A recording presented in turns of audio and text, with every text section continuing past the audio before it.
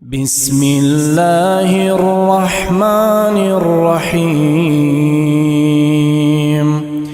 إنما نطعمكم لوجه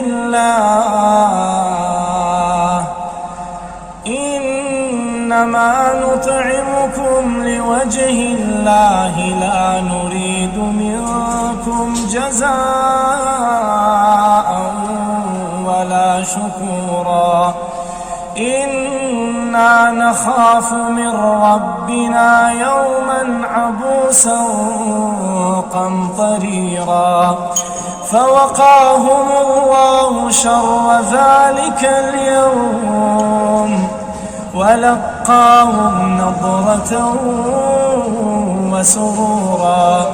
وجزاهم بما صبروا جنة وحريرا متكئين فيها على الأرائك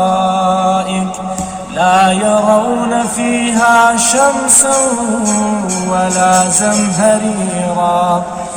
ودانية عليهم ظلالها وذللت قطوفها تذليلا ويطاف عليهم بآنية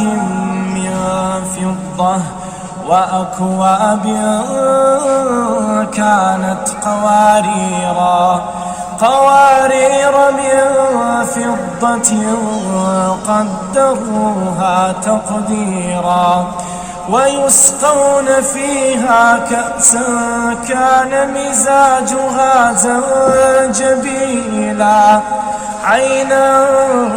فيها تسمى سلسبيلا.